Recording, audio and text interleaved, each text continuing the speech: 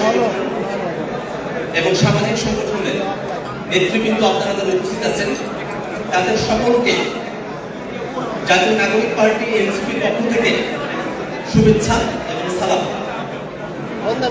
আপনারা জেনে থাকবেন জুলাই আগস্ট অভ্যুত্থানের মধ্য দিয়ে বাংলাদেশের তরুণদের মধ্যে, বাংলাদেশের নাগরিকদের মধ্যে রাজনীতিতে একটি নতুন মেরুকরণ ঘটেছে।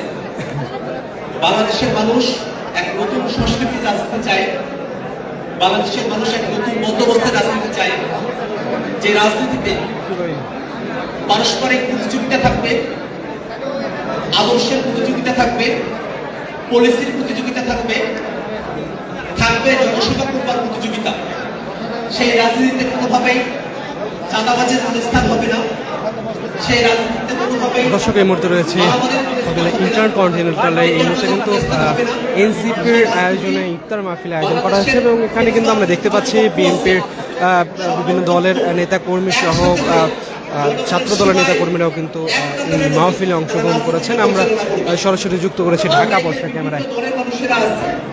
আমাদের অনেকের অনেক বক্তব্য থাকতে পারে, আমাদের অনেকের রাজনৈতিক ভীষণ অনেক আলাদা হতে পারে, বিশ্বাস করি যে এখানে আজকের ইফতার মাহফিলে আমরা যারা উপস্থিত হয়েছি, যেমনটি বলছিলাম এনসিপির যে ইফতার মাহফিলে আয়োজন করা হয়েছে সেখানে কিন্তু বিভিন্ন দলের নেতাকর্মীরা কিন্তু যুক্ত হয়েছেন। এর পাশাপাশি আমরা কিন্তু দেখতে পাচ্ছি যে ছাত্র দলের যারা রয়েছেন তারাও কিন্তু ছাত্র দল, যুব দলের যারা রয়েছেন তারাও কিন্তু এখানে যুক্ত হয়েছেন এবং পাশাপাশি জামায়াত ইসলামের যারা রয়েছেন তাদেরকেও কিন্তু আমরা এখানে দেখতে পেয়েছি।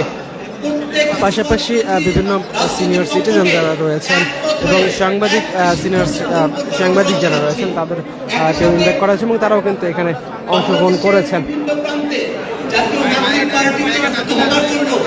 অনেকেই আমাদের সঙ্গে যোগাযোগ করছেন, সাংবাদিকরা আমাদেরকে প্রশ্ন করছেন যে আপনারা তারুণ্য নির্ভর দল, আপনাদের দলের সিনিয়র সিটিজেন যারা আছেন তাদের অংশগ্রহণের মাত্রা কিরকম হবে।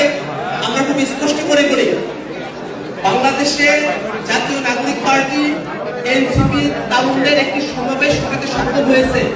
এর অর্থ এটা কখনোই নয় যে এনসিপি শুধুমাত্র তরুণদের মধ্যে নেতৃত্বে সীমাবদ্ধ রাখবে।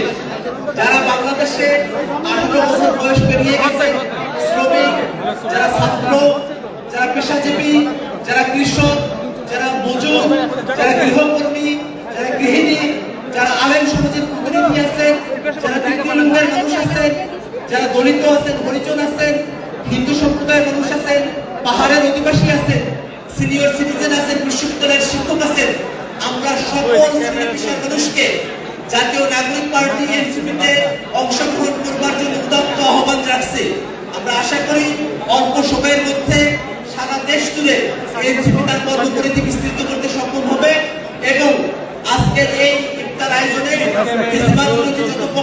উপস্থিত হয়েছে আপনাদের সকলের সহযোগিতা নিয়ে আমরা সুন্দর এক বাংলাদেশ, নতুন রাজনৈতিক বন্দোবস্তের এক বাংলাদেশ দেখতে পাচ্ছি ইতিমধ্যে কিন্তু তিনি কিন্তু ইতিমধ্যে কিন্তু আজকের যে ইফতার মাহফিল সেখানে কিন্তু আমি আমার বক্তব্য এখানে শেষ করছি। ধন্যবাদ। আসসালামু আলাইকুম।